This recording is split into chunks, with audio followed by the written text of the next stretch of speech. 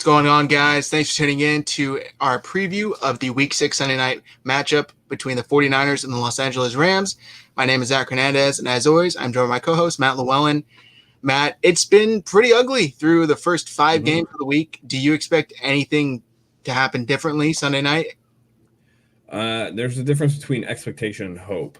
So I hope it's different. And I'm going to go out on a limb. Right now, I'm just going to tell you I'm picking the 49ers to win. I'm going to go out on a limb. But this is like the last of my optimism about the season is kind of going into this game. So if they can't get it done here, that's it. That's a wrap. Like, the season's over. You can't be 2-4 after 6 weeks in the division that we're in a strong NFC, and hope to compete for a playoff spot, even with the extra team. So, yeah, they have to get it done, and they have to do it in a way that's not like, oh, they barely were able to squeak by a Rams team. They have to do it with conviction and with style. So, if they can do that, then yeah, I'll be on board. And we'll do it, week at a time and this and that. But if they don't do it, that's it. I'm going to start looking forward to the draft. I'm start looking forward to, the future of like whatever. And, that really sucks to do that in October, but here we are. And it's primarily because they haven't gotten the job done. They've beaten probably two worst teams in the NFL and haven't been able to beat two other bad teams. So, it is what it is. I try to stay positive. That's the thing. I'm trying to be positive, but I think this is the last benefit of the doubt situation that I can give them. Otherwise, I'm just being foolish. Yeah, and I totally agree with you there. It's, I said on our Ren Gold Center podcast when we recorded last night, I told Anthony, this is kind of it for me. It's like I'm hoping one last time for them to prove otherwise, but if not, I'm punting on the year, because if you can't do it, it's not getting any easier, especially in the next 6 games following this Sunday night matchup. So they need to show a lot, and specifically this offense needs to show a lot, because they did not do that Sunday. And I know Jimmy Garoppolo only played the first half, but even when he did play, and you can make the argument he wasn't fully healthy, it wasn't good. It wasn't good. You had all 11 starters for the first time, and you get 7 points out of it. It was really ugly. But I think a main component that they need to do well if they're going to win this game is run the ball well. Do you think they can get that done tomorrow against the Rams? Well, here's the sad thing. They ran the ball well last week and got blowed out. But they had to go away from it when you're down 3 scores. It's like you can't run it as well as you want. I don't know. I felt like Mostert was effective early, and I even felt like Garoppolo was pretty effective early as far as, the first couple drives. Like 3 and out, that wasn't ideal. But, the second drive, they were able to, drive the field a little bit, and it was that weird 4th down call that kind of like cost them the drive. But they were moving, and I think if you get points there, that kind of builds momentum. But as soon as Jimmy took that like massive hit, something like just flipped, where it just became really erratic.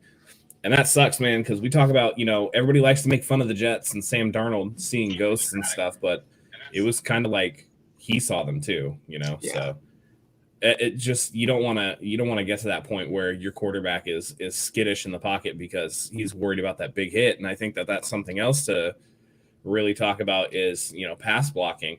I know there's been like a lot of people breaking down videos and stuff, and I've seen people say like, oh, well, the pocket held up here and it just wasn't, a good throw by Jimmy. And it's like, well, no, I just watched Brunskill get blown off the line, pushed back into the backfield, and the defender was able to bat the ball down. To me, just because he didn't get sacked, that's not necessarily good pass protection. I don't think he's had that. I also haven't seen a lot of separation from the wide receivers. So we need to see some, nifty play calling from Kyle Shanahan to get this team some like easy looks, and then, maybe build some momentum, because I do feel like this team is a particularly emotional team, and they really feed off of that momentum. So positively and negatively, better or worse, they play with emotions. So, if things are going their way, it's going to be kind of an avalanche. But if things aren't, then, that's when you see a lot of that kind of, clustering of bad plays, mental mistakes, and the game can get out of hand, because the Rams aren't even the Rams from last year. The Rams look pretty stout this year. So, yeah. I don't agree with our Anthony, who put out his article today saying Aaron Donald's going to break the sack record for a single game. That's kind of silly, but they're really good. So, We gotta look Yeah, out for them. they're good, and they've taken a big step from last year, like you said. And I just feel like they need to. I totally agree with you. They need to get some early high percentage plays going to get some momentum. Because if you start out flat, that kind of sets the precedent for the rest of the day. At least this year, this team hasn't been able to overcome a slow start, and they've started slow in just about all the games -2, which is the Jets and the Giants. Which, I mean, you'd be really bad to start slow against those two teams. So they need to come out early and they need to have success. And, I know they usually deflect if they win the coin toss, but maybe they should receive this time. Maybe they should put their offense out there first. We must be in the computer simulation. The Matrix overlords must be looking at. I was literally just thinking that they should take the ball, they should move it down the field and score, and put out a statement, get some confidence in the offense. And it's like, get out there and score some points, set a tone for the game, and let your defense be like, okay, the offense is here to play. Let's go, boys.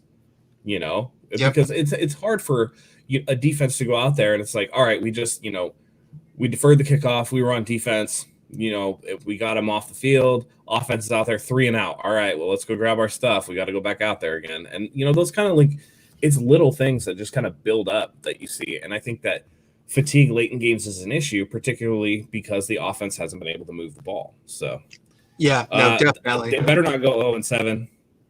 But if they do, Trevor Lawrence, here we come.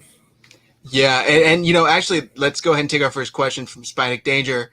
He said, what do we think of Grant Cohn's conspiracy theory? Oh, wrong one. Here we go. Conspiracy theory that Kyle wants to put Jimmy in a position to fail by not running the ball so he can trade for Kirk Cousins or Matt Ryan. Matt, what do you go ahead. I know you hate conspiracy theories. Listen, Grant Cohn says that stuff to make 49ers fans just talk about whatever. That's not.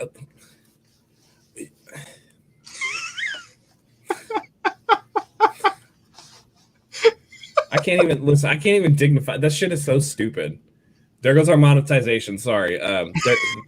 It's so dumb. You think that an NFL coach is purposefully going to sabotage his season so that he can go either get Kirk threw the ball 5 times and a half this year for the Vikings Cousins, or Matt Ryan, who's 36 years old and has a $50 million cap hit for the Falcons in 2021.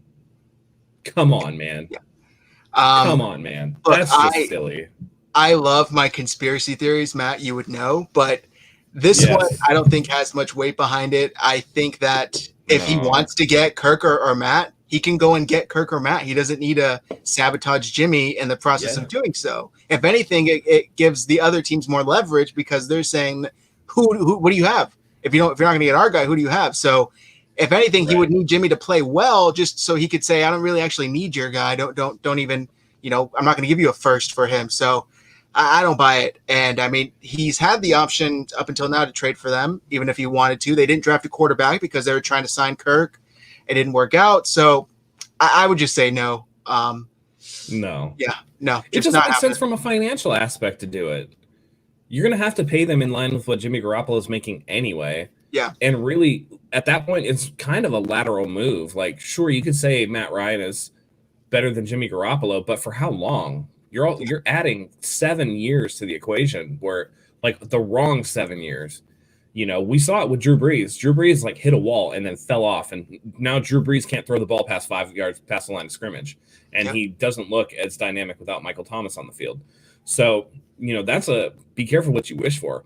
I actually think that if they wanted to move on and get a quarterback, somebody like Derek Carr is going to be available, who's Jimmy Garoppolo with, less mental mistakes. Because, Gruden hasn't shown any propensity to like him. So, they could go in any different, you never know with that team, but there are options out there. I don't think that Matt Ryan is realistic just simply because of cap hit. That's a lot of, Arthur Blank's going to really have to hate that guy to eat that money and get him out of there. And I just don't see it happening. More likely is that they're going to choose his successor and sit him behind Matt Ryan for a year until that cap hit gets less, or, whatever the case may be, and then jettison him that way. As far as Kirk Cousins, I think the ship has sailed on that. It's quite obvious that Kirk Cousins is as limited, if not more so, than Jimmy Garoppolo. Kirk Cousins makes the same. 49er fans would not be happy with Kirk Cousins. They're the same guy. They're literally the same guy. So, yeah, I just don't see it. If it were me, I would see how this season goes. And again, this is not. And the most ridiculous part about it is the tanking part that Kyle Shanahan would purposefully sabotage.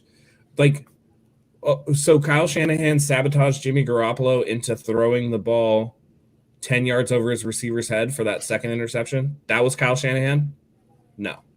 Yeah. Oh, Kyle Shanahan told the running back to get stuff behind the line because he also told the blockers not to block so they get hit in the backfield. No, that's silly. Come on, dude. Like, that's silly. But that's what Grant does. Grant wants to generate the conversation. And on its face, that stuff looks ridiculous. And you're just like, oh, Grant, he's such a troll. And he is kind of a troll.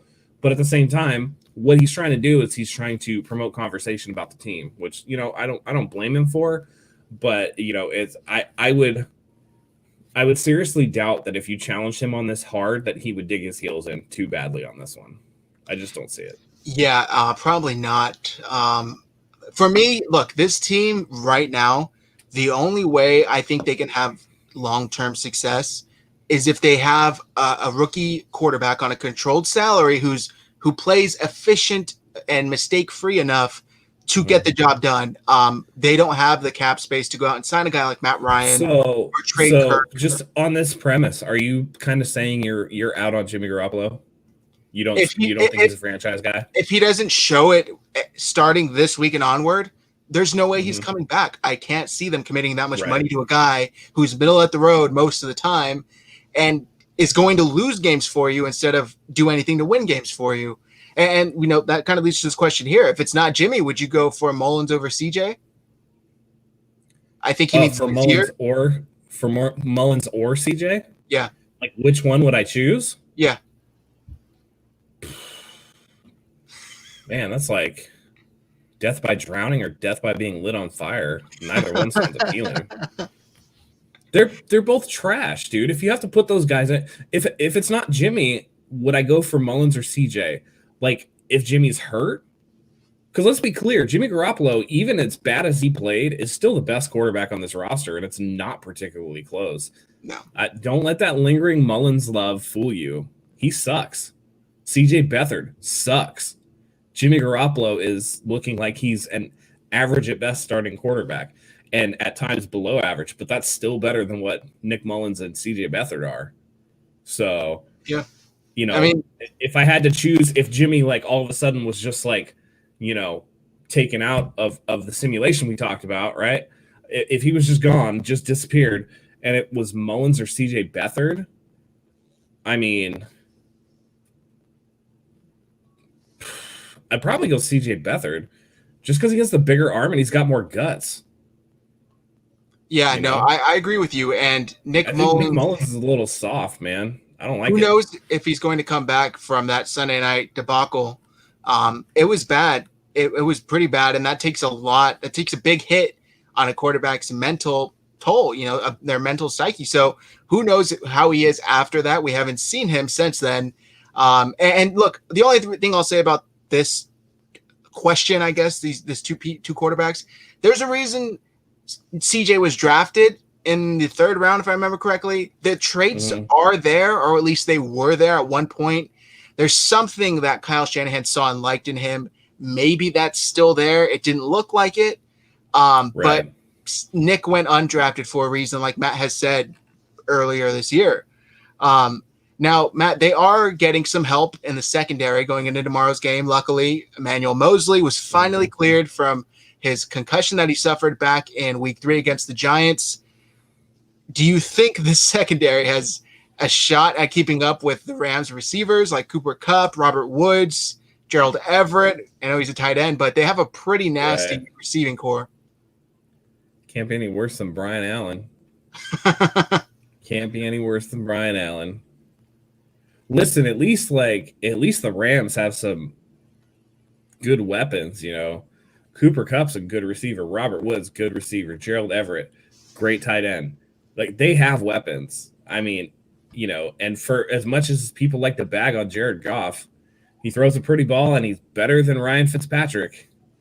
So, I don't know. I would just think like, it can't get any worse than it was last week. They're not gonna go, oh, Emmanuel Mosley's in the game. Let's throw like 8 straight 9 patterns at this fool and see if he could stop the ball at all. Right? Yeah. It's either catch, penalty, catch. That's. I never got to see his PFF grade. I'm sure it was negative. I'm sure it was like negative 158.3, a negative perfect rating where he just gave up everything. He might as well have been like a matador out there being like Olay and letting the guy just run by him, because that's essentially what he did. It was terrible. And I agree with Spy Nick Danger here, dude. Like, how could Saleh have left him out there that long? I don't buy that team excuse that was given out by Kyle Shanahan on Monday, where he was like, well, Tarvarius Moore hasn't played corner for 2 years. I'm like, well, okay, but yeah, not playing corner for 2 years from Tarvarius Moore is still better than what Brian Allen put out there. Yeah, I wouldn't doubt it. He's still on the team. Brian Allen? Yeah. I thought they. I didn't even know he was still on the team. I can't believe it. Yeah, that was really ugly, and that's 100% on the coaches. 100% on the coaches. Absolutely. Look, you know what you have in this guy. And given Kyle's explanation, I don't know if you guys heard, but during the week in the press conference, they asked him, why was Brian Allen out there, not Akello? What happened leading up to that? You didn't sign anybody. And he pretty much said, look, up until about Thursday, Akello had told us he was likely able to go. And then it wasn't until, I think it was Thursday, he pulled us aside and said, look, I don't think I'm ready to go. I'm feeling a lot of tightness. So he said that due to COVID rules and regulations, they weren't able to sign a new guy because they wouldn't have the, I think it's 72-hour period that they need to be before they could enter the facility. So he said we had to pull somebody from our practice squad, and they pulled up Brian Allen and another guy, I can't remember his name right now. And he essentially said, look, these are the only options we had. We were hoping to have Akello. We thought we were going to have Akello. And then at the last minute, Akello told us he wasn't ready to go. But my whole point with this is knowing that going into Sunday, you go out there and throw Brian Allen on an island and tell him, good luck, Devontae Parker's a first-round talent wide receiver. Right. Hopefully you're all right. It's like, no, he needed some help. He needed some safety help. Why would you throw him out there in single coverage? I mean, the guy was just getting obliterated out there. And it took. And even then, athletes are athletes, right? Yeah. Like Tarvarius Moore, he was a corner in college. You have Marcel Harris that's on. Like, all these people have been here. They've been in the room. They know the scheme. Like, just because you play safety, you don't think you know what Richard Sherman's doing when he's over there playing. Like, you don't know what his assignments are. Like, this is a scheme it's a zone scheme. So, hey, I got this zone, and I know you got that zone, and we converge at this point or that point. You're telling me that the guys don't know, and that the guys that have been here wouldn't have been better than a dude you picked up off his couch? Like, come on, man. It's an excuse. It doesn't fly with me. That doesn't track at all. It's BS. It's plain and simple. It's BS. That's coach speak for him not wanting to throw Saleh under the bus and feeling bad for Brian Allen because Brian Allen got torched. Like, torched. Yeah. Now, another question here. Which player has to step up to be the hero tomorrow to beat the Rams? Jimmy, Mostert, Hyder, Ward, Barrett? Jimmy. It's got to be Jimmy. Yeah, it's got to be Jimmy. We've seen the defense do a solid job. Given what's been asked of them, the offense has not done a solid job by any means. Right. They have completely let this team down. Like I said, 7 points when you have all 11 starters out there for the first time is not acceptable. That's not acceptable product from a team that went to the Super Bowl, and you were essentially bringing back the same roster minus 2 key players who you replaced with 2 guys who they really seem to like. It's not acceptable. Jimmy needs to step it up, and the whole offense does, but I think it starts with Jimmy. Absolutely, it starts with Jimmy, and I'm telling you right now, I'm picking him as my offensive MVP because this is the last time I'm stepping out on a limb for Jimmy Garoppolo. He needs to show me this. I'm putting my faith in him one last time. If he lets me down, get his ass out of here. Because for me, I don't care. Like, I'm not about the players. I'm about this right here. I'm about the team. Okay. Like, the players come and go, and it's great when we have fantastic, great players. Kittle's going to be one of my all-time favorite 49ers. Fred Warner's going to be one of my all-time favorite 49ers, but players come and go. I'm in this for the team to be as good as possible for as long as possible. And if Jimmy's not the guy, well, step up or step aside, you know? Like, if you're not going to be the guy, then you're just a guy, and we can get you out of here.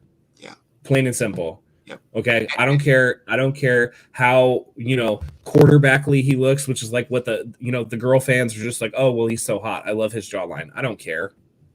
Who cares about his jawline? Yeah. Like, he needs to throw touchdown passes. That's what I care about. You could be the ugliest dude in the world. If you throw touchdown passes, I'm going to love you anyway. Like, you know what I mean? Like, no, I've had enough. I've had enough of the potential talk with Jimmy Garoppolo. Like, he's almost 30 years old, guys. Yep. If he's not going to live up to the potential now, then when? There's not much more time for him to get it together. The excuses, look, I was a guy, just like Matt, we defended Jimmy pretty heavily because we always felt that there was a lot of context missing when guys would go at him. The whole he only threw 8 times in the championship game, whatever amount it was. Right. There was a lot of context missing, but I think even with context added this season, it has been good. And we understand he has been healthy. The week 1, he didn't have any receivers. He still didn't look good with who was out there. Some of the throws still weren't on point. Week 2, he looked good. He looked good until he got injured. And then the first we saw him was last week. So he said himself during the week, ankle pretty much feels 100%. I feel like I'm just about ready, back to fully healthy. So the excuses are gone. He needs to put up or shut up because now it's now or never. And if you don't get it done, I almost guarantee you this team is starting to look at quarterbacks either that are going to be free agents or that they feel that they'll be in position to draft because they have a lot of good players and elite players that aren't going to be elite for long. So they need to capitalize on this window they have right now. If not, it's going to go to waste. And that would be a damn shame for guys like Kittle, Fred Warner. Yeah. They're not all Nick Bosa coming off of a rookie year. These guys are getting older. Kittle just signed his first, part of his second contract. So they need to execute right now or else it's going to be a bunch of wasted talent for a bunch of guys. So it's not going to be good. Yeah. I don't know. I don't think just Jimmy Garoppolo real quick. I know the line has been bad. And I know Go-Kart Mozart's going off in the chat right now, but Jimmy can't throw in 2.56. He better throw in 2.56. And I'm not worried about the Rams aren't a particularly great pass rushing team outside of Aaron Donald. So double Aaron Donald and let everybody else be one-on-one. That's just going to be how it's going to be. If Michael Brockers is going to beat, Trent Williams off the line, that's what it is. But you can't let Aaron Donald beat you. And Kyle Shanahan is a smart enough play caller to, run plays away from Aaron Donald to get him out, take him out of plays. If you can take him out of plays early, you can frustrate them. Really, the issue is going to be who's on Kittle because it's looking like they're going to stick Jalen Ramsey on George Kittle. So that'll be an interesting matchup. And so, to me, again, this is cool. He can't throw, he can't do this, he can't do that. I've seen plenty of quarterbacks who are really good do more with less. So, Tom Brady his entire career had garbage receivers. Julian Edelman was his best receiver for 5 years, and he still went to Super Bowl. So I'm tired of giving Jimmy excuses. I can't do it anymore. No. He's out of excuses. He needs to actually just play now. So yeah. I agree. It's been too long. He's had enough time to get used to the system. He's had enough time to grow as a quarterback. It's now or never. And at some point, you have to realize that the guy's plateaued. He's not getting better still year after year. This is just it. And I think we are getting to that point with Jimmy where we're going to see, now that you're healthy, where are you as far as your trajectory, as far as your growth as a quarterback? Because we need to know. The team needs to know. The scouting department needs to know. The GM needs to know. If they're moving on, they need to know. So, but back to this question, Matt. Did they make a mistake by not drafting or acquiring a corner? Yep. And we've talked about this when we did our live draft show. We were just like, wait, what? Why are they taking all these other positions? Javon Kinlaw, he's going to, he looks like he's going to be a beast, and I'm not mad at Javon Kinlaw, and this is no knock against him. But there were premium cornerbacks on the board where we picked Javon Kinlaw, and it was just we just drafted for the 5th year in a row. We drafted a defensive lineman in the first round. for the 5th year in a row. So I don't know, man. I don't know. Yeah, I know. We did the drive show. The live draft show, and we were like almost stunned that they took Kinlaw, and we were speechless. We thought they were gonna take CeeDee Lamb at 13, at 14. We thought they were gonna take CeeDee Lamb. So astonished that he made it, and then they take Kinlaw, and we're like, the defensive line is your biggest area of strength. Why do you? And the crazy thing, taking first rounders for it could have been at that point. It could have been Judy or Lamb. They were both on the board because the Raiders took Ruggs, which looks like a great move for them because it's opened Derek Carr's repertoire a little bit, and he's actually throwing down the field. But yeah, like it was shocking. And then they traded back into the first round, and we're like, okay, well, are they going to go get a corner or a safety or something? I think at that point, Xavier McKinney was still on the board. So it could have been safety, and we were thinking that. They went Brandon Ayuk, and I'm not mad about that because he looks really dynamic. But, man, it was just it wasn't good. Yeah, and I think it's showing now especially now that the secondary is healthy. But, look, even when these guys aren't healthy, you're counting a lot on Sherman when he's healthy to continue to pretty much live off his reputation and hope teams won't target him. You banked on Verrett, who for the first time since he's been with the 49ers looks solid. But he has given you no reason to bank on him prior to this. No. You're counting on him after. After. Yeah. Listen, don't let this fool you. If Jason Verrett plays an entire season and he's a Pro Bowl guy, I would let him walk and sign with another team. Because the minute he gets that money, he's going to get hurt again. Because that's just, he's just injury prone. And he's going to have, he had that Pro Bowl season with the Chargers in 2016 or whatever, where he played 14 games and, looked like absolutely outstanding, and then it was just year after year these little ticky-tack injuries. So for me, it's just don't let the 1 year, and it sucks that we're wasting it on what seems to be a bad season. It would have been nice if we could have lived up to last year's level, the Super Bowl level, and add somebody like Verrett. Then we're talking about bring on Patrick Mahomes because we'll be able to do whatever. But yeah, it's not good, man. It's not good. That kind of touches on this question here.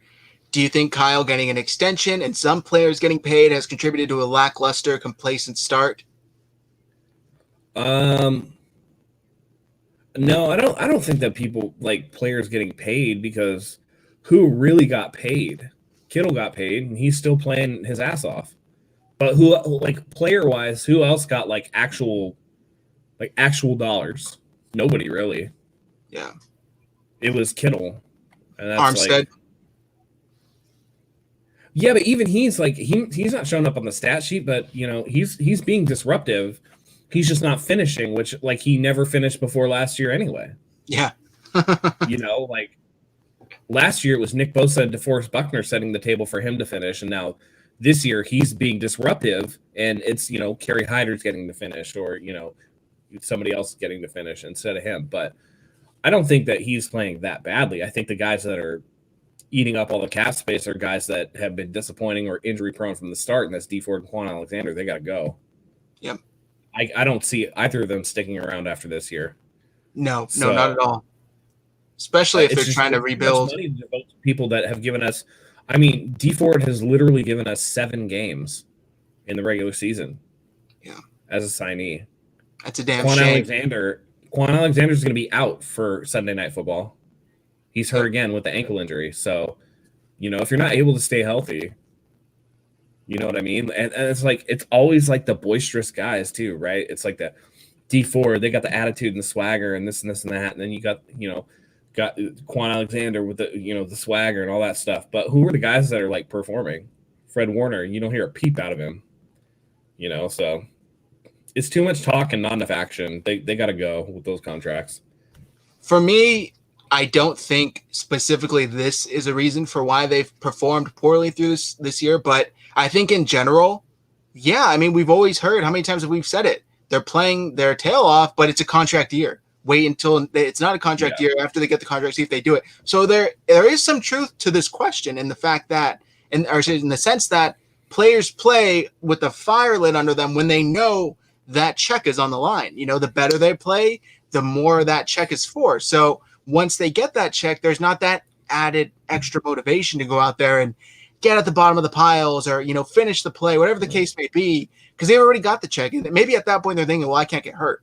So there is some truth there, but I don't think that that's the reason why this team has performed poorly through 5 games.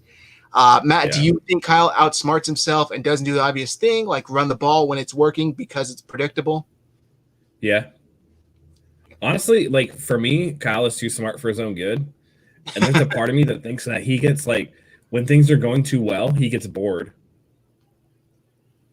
We saw it in the Super Bowl, the first half. Like they were tearing the Chiefs up using Deebo Samuel on those, on those runs and those sweeps and getting them in motion. And second half, they just went away from that. And it was just like, he psychs himself out. I definitely think he psychs himself out. Yeah, no, I agree with you. And I've talked about this a ton. He outthinks himself. He thinks outside of the box that he's already thinking outside of, and it ends up just being this weird paradox where he's just screwing himself over. So, I mean, I don't really know what the reason is, but he goes away from things that are working and tries to do too much, and then he puts his team in a compromising position. So I just feel like he needs to get it done because he just can't. He just can't. Now, next question here it's Kim. We were told Sherman only had a calf injury. Calf injury is not this long. I don't like the gaslighting. Matt, you're a medical professional. Yeah, I don't think you're being gaslit.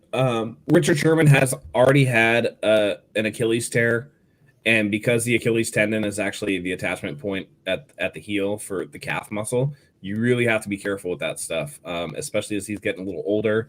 And again, he's had that injury before.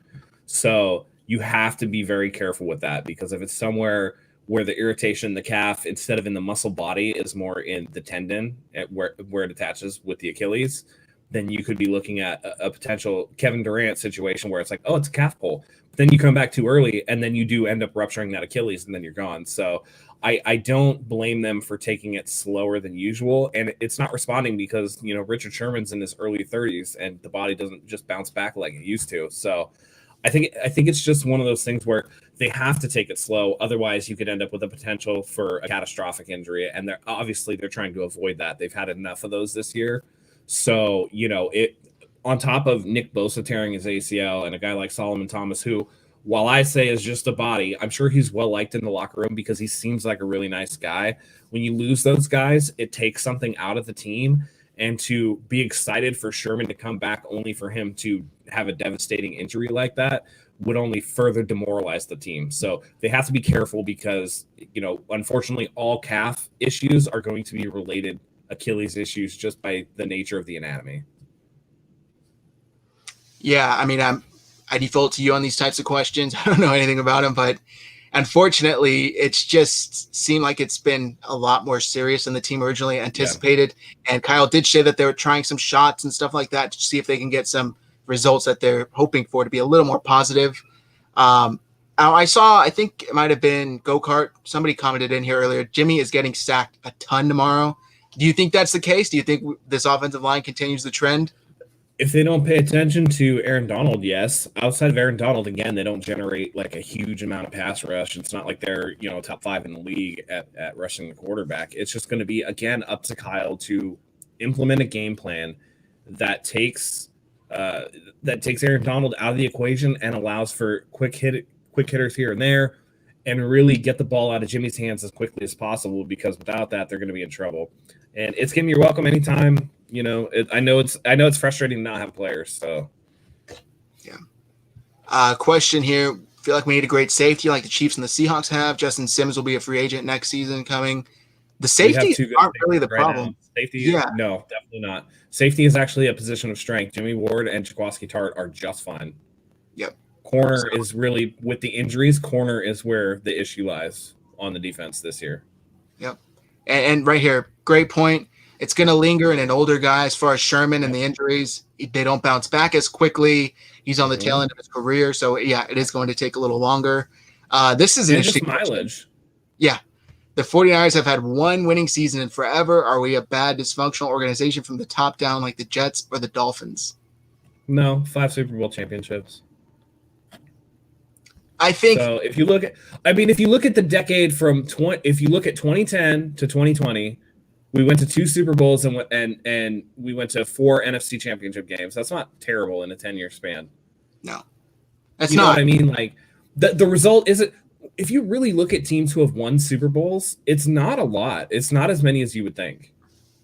You know, it's like, again, Tom Brady has had a stranglehold on the NFL for a while. He's been to 9, but think about that, 9 in a 20-year period. You know, even that is like oh, that's not that many. Like Michael Jordan, you know, best basketball player ever. Sorry, LeBron fans, but like, you know, he went to 6 finals in 15 years. Like it's hard to get to the championship levels of sports. So much has to go right. I think that the organization's a little inconsistent.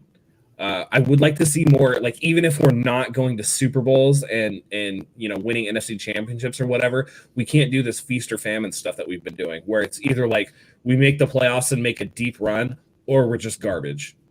Like, it's okay to have a year or two where it's like, okay, well, we made the wild card and, you know, we lost in the wild card round, or, you know, we made it to the divisional round and we just ran into the number 1 seed or whatever.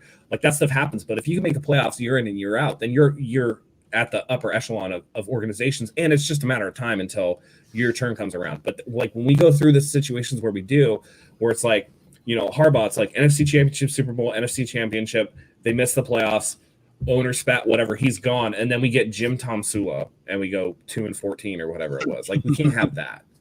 And that's why I think that the extension for Kyle is so important.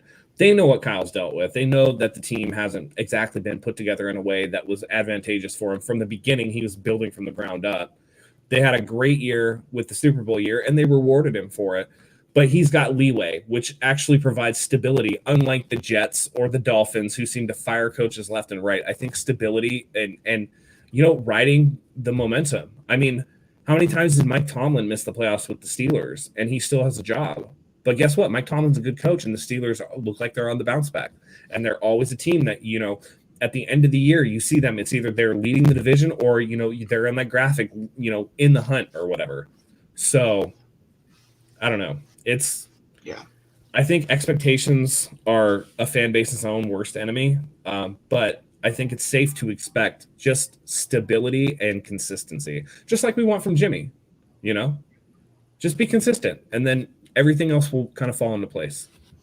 Yeah, I think what sucks the most is this was totally unexpected in the sense that I don't think anybody expected for Jimmy to regress as much as he has. And it's hard to really even grade him fairly. I'm just going to come out and say it because he's played, 2.5 games, 2.5 full games, not even two games, 1 game, then a half and a half. Most of that, the first game, he had nobody to throw the ball to. When he has played, the offensive line has been horrible. It's hard to grade him, but I still think they were expecting more from him with all of that said. Yeah, there are still issues, though, right? Because most people are going to kill Jimmy on that pass that got George Kittle hurt. Like, that was a bad ball by Jimmy. And that's the thing. He has those throws where you're like, how do you miss that throw, man? That's like a high school throw. How are you missing? His ball placement is just inconsistent. I think it's because he has inconsistent mechanics. I hate that he doesn't step into his deep throws, and people are like, you know, I don't know, new age quarterback gurus are like, well, it's better hip to arm.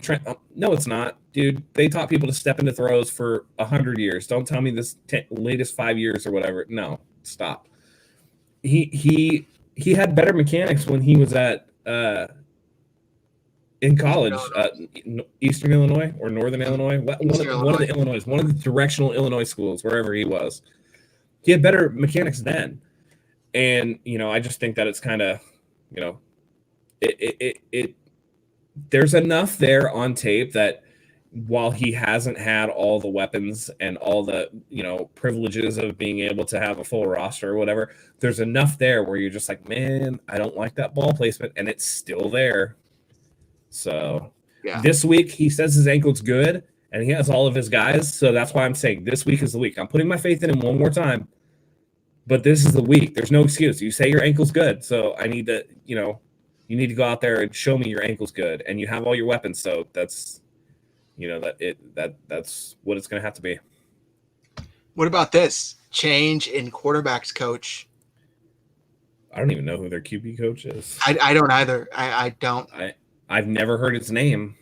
But I think there's enough talented It's not good.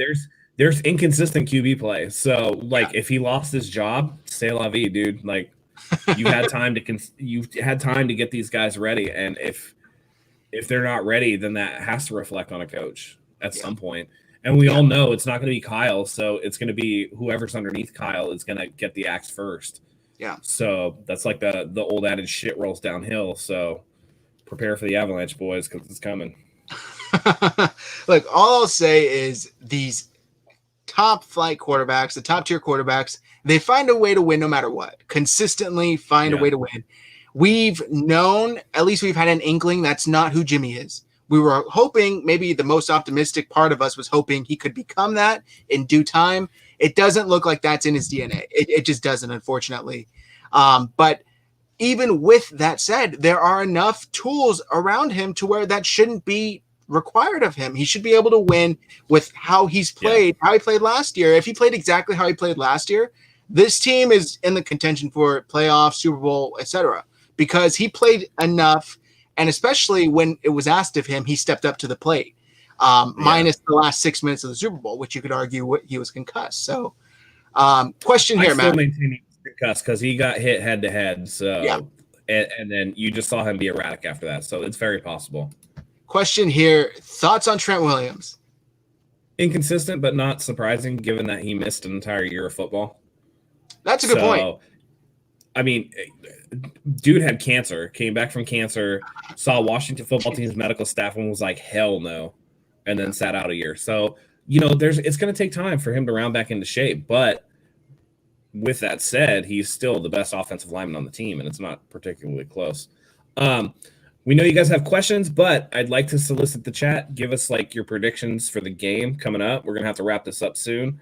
Give us your prediction for the games. And let us know if you get the score right. We're going to send you some merch. So, Zach, let's start off. Give me your keys to the game for the 49ers. What do they have to do to win in those sleek and sexy 1994 throwback uniforms that they're wearing Sunday night? Oh, man. Look, those are so unbelievably clean. I would love to see them. The red ones, dude. I want the red ones so bad. Once they get those out, I will give them all my money because they are beautiful. Keys to victory. I'll start with offense. They need to run the ball well consistently. Consistently meaning, not just up front and then, oh, look at that, we're down 20 points. We can't run the ball anymore. We're going to have to throw it 40 times. Run the ball well, but that requires the game being kept close. Run the ball well and don't let it get out of hand so quickly to where your game plan is tossed in the first quarter. What do you got, Matt? We need consistent play from Jimmy Garoppolo. This game is going to hinge on whether or not we get good Jimmy or bad Jimmy. And I'm going to go out on a limb. I'm going to say that we're going to get good Jimmy. So, great offense beats great defense every day of the week. Sorry for all you defense wins championships. I mean, not anymore. We saw that last year. Yes. We saw that last year. Yep. So our great defense got tired, and Patrick Mahomes was just like, well, I'll just take advantage of this. So, but yeah, consistent play from the quarterback builds confidence, and I agree with Carlos. The O-line needs to step up, but I think that consistent quarterback play will help with that. When you're getting chunk plays, the defense starts to get tired, and then all of a sudden that defensive lineman gets a little less push against your offensive guard or your center or whatever. It's a little bit easier to move around. So don't apologize, Go-Kart. That's going to be a huge sentiment. I think a lot of people are going to pick against the 49ers, and that's okay. They haven't shown us that we really can still confidence in them. I'm just being optimistic for one last week. I'm betting all on red this week, right? And if they don't win, I'm out of money. It's bust. I'm done. So Yep.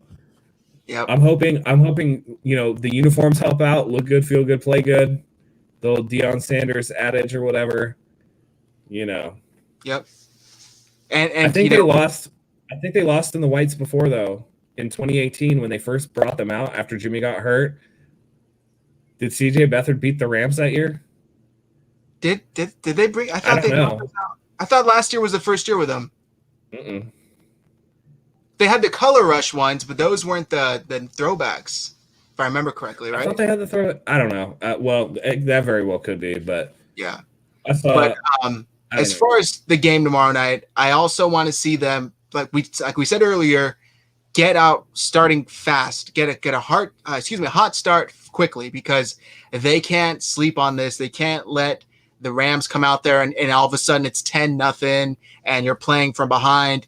If they win the coin toss, they need to receive the ball, because you want to get your offense out there. You want to get some confidence and some early high percentage throws. Get Jimmy some early confidence. Get Kittle involved. Get Debo involved, and run behind Juice. When you run behind Juice, good things seem to happen. I don't know why Kyle gets away from that, but the more Juice is involved in general, the better this team seems to do. So I'm looking for that. What about some defensive kind of keys to victory, Matt? Do you have any? Get the hell off the field on 3rd and long. Get off the field. That's it. That's it. Because they play pretty good on 1st down. They play pretty good on 2nd down. 3rd and long, it's just like, well, we know the defense, like it's 3rd and 14. We know they're going to get 15 yards. So, you know what I mean? Like, just 3rd and long. Don't play that soft defense. Play aggressively. Like, everybody know your assignments. Mental mistakes, don't make them. You know the scheme well enough.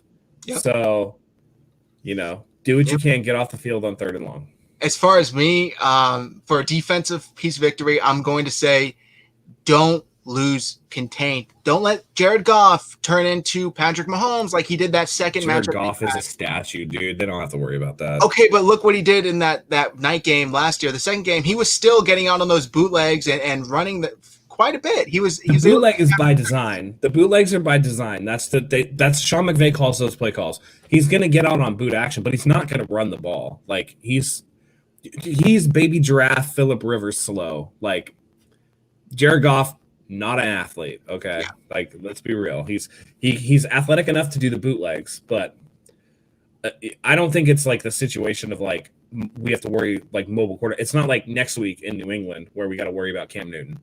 Yeah, I don't think it's quite that drastic. But when you say contain, I do agree that they need to maintain their assignment. Yeah. So if you're spying the quarterback, spy the quarterback. But don't let the running back leak behind you and go balls to the wall after Jared Goff, and then he just floats one over the top of your head to Henderson, and then Henderson has like 20 yards in front of him. You know what I mean? Like you can't do that. So contain from the perspective of maintain your gap assignments, maintain your coverage, maintain your zone. Like everybody, mise en place, like they say in cooking, mise en place, everything in its place. And every defender needs to be in their place. No mental mistakes. Get the hell off the field on 3rd and long. And, hopefully the offense can work well enough that it gets their defense tired for once. That would be kind of a nice switch. Yeah. Oh, yeah. I'm going to throw one last one out there before we give our final score predictions. Do something on special teams for the love of God. For the love of God. For the love of God. Special teams is garbage. It's been so bad. And block on kicks. Block on punts, block on kicks, because you are completely just letting guys fly back there. So they need to do something. All right, Matt. Final score prediction. What do you got? I am going to say the 49ers are going to win the game by a final of 37-31. Wow, okay. It's going to be a high-scoring game. I think the offense is going to come out of its shell because I'm putting my last bit of faith into the team. I'm going all out on this. 37-31. Jimmy Garoppolo, 4 touchdown passes, no turnovers. All right. I love it. For me, I think the 49ers win this one. On the podcast, the Red Gold Center podcast I recorded last night, I did a little reverse juju, and I said they're going to lose because we lost I picked them to win, hoping maybe it would switch things up. Oh, you got me? Okay. On the podcast, I did a little reverse juju because I've always picked them to win, and it hasn't worked so far. So I actually picked them to lose in the podcast, but I'm not going to do that here. I put that energy out there last night. For here, I think they're going to win. And I think they're going to win by a final score of 31-24, roughly 7-point swing. I think Jimmy plays well, but I think player of the game goes to Kittle. Oh, George Kittle. Okay. Yeah. Okay. Even if Ramsey's on him, I think he's good enough to fight through that. I think he's too big for Ramsey. Yeah. Like in all honesty, like Ramsey is faster than George, and Ramsey is great with like ball skill. I just think that Kittle is too big and can moss him. Like, Yep. you know. True. Also, I think it's a waste. I think it's a waste to put Jalen Ramsey on George Kittle. If they put Jalen Ramsey on George Kittle, Deebo Samuel's going to get off. Or, Like, Brandon time. Ayuk. Yeah, one of them. Right. So either way, so it's pick your poison because the skill positions are finally back in order where we have everybody. So there's no excuse for them not to score points. Jimmy says he's fine, and we're gonna see. So I hope it's 37 points fine because Daddy needs some new shoes. all right, guys, that's gonna do Bet it. all on red. Yes, that's gonna do it for us tonight. After the game, after the press conference, I know it's going to be late, but please tune in. We will be live still, recapping the game. Hopefully, it'll be a great recap because we are happy because they won. If not, it'll be a funeral on the season. So. Yes, I will be in all black once again for the second week in a row. But catch us then. We'll be live here on YouTube and on Twitter via Periscope. Thank you all for tuning in. Thank you all for your questions. Really appreciate you guys. Matt, you want to close this out here? Yeah, I mean, again, thanks for showing up. Come back out tomorrow. We love the questions. We love the interaction. That's why we started doing live for the preview instead of just recording them. I think this is much more fun. I'm hoping for a great game.